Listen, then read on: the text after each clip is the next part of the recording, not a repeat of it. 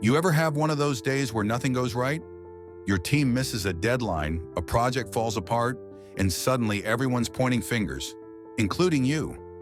Well, Navy SEAL officer Jocko Willink has a message for you. It's your fault, not because you messed up, not because you're a bad leader, but because true leadership starts with owning everything, even the stuff that isn't your fault. That's the core idea behind extreme ownership, one of the most brutally effective leadership books ever written. Today, we're breaking down Jocko's no BS philosophy, how it works in combat, in business, and even in your daily life. Let's get into it. Part 1. What extreme ownership actually means. Most people hear extreme ownership and think it just means take responsibility. But Jocko takes it way further.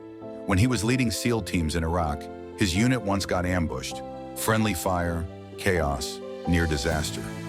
Afterward, the higher-ups wanted answers. Now, Jocko could have blamed bad intel, poor communication, someone else's mistake. But instead, he stood up and said, "The mission failed because of me." Not because it was true, but because, as the leader, everything was his responsibility. If his team wasn't prepared for bad intel, his fault. If communication broke down, his fault. That's extreme ownership. No excuses. No, they messed up. Just how could I have prevented this? And here's the crazy part. This mindset works outside combat. Imagine a sales team misses their target.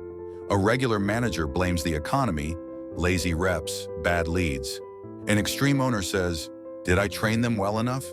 Did I set clear goals? Did I check in?" It's not about guilt, it's about control. When you own the problem, you can fix the problem. Part 2. The 2 laws of combat that apply to your team. Jocko has 2 rules he drilled into his SEALs, and they're just as critical for your workplace. First, prioritize and execute. In a firefight, you can't solve every problem at once. You pick the most immediate threat, like a gunner on the roof, deal with it, then move to the next. Sound familiar? How many times have you seen a team panic because they're trying to fix everything? Marketing, product, sales at the same time? Jocko's fix. What's the one thing right now that's killing us? Solve that, then move to the next. Second, decentralized command SEAL teams can't wait for orders mid-battle.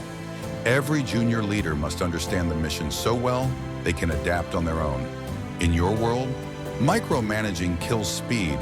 If your team can't make any decision without you, that's your failure, not theirs. Part 3.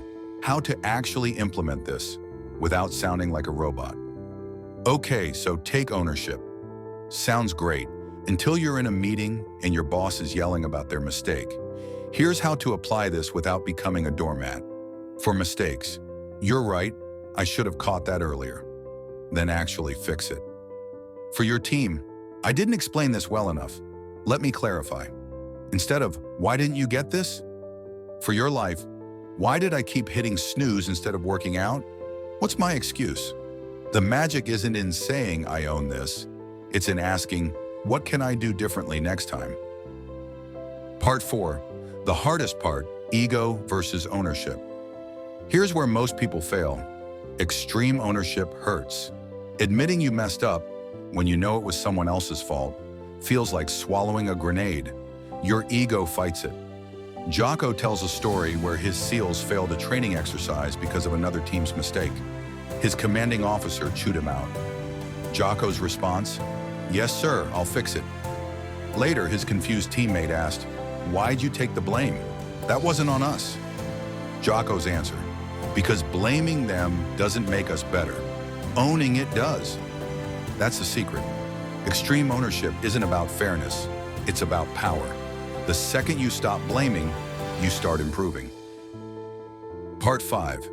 Discipline equals freedom. Why this works. Jocko's most famous quote sounds like a contradiction. Discipline equals freedom. But it's the core of extreme ownership.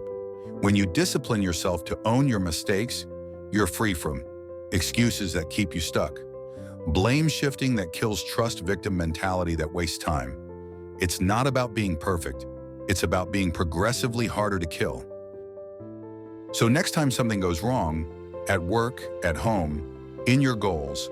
Ask Jocko's question, how is this my fault? Not to beat yourself up, to get better. If you want more no BS breakdowns like this, hit subscribe. Drop a comment with a time you took extreme ownership. I'll respond to everyone. And remember, leaders aren't born, they're built, one owned mistake at a time. For more audiobooks and book summary, subscribe to the Corporate Stickman channel and click on the notification bell to keep yourself updated on more self-improvement videos.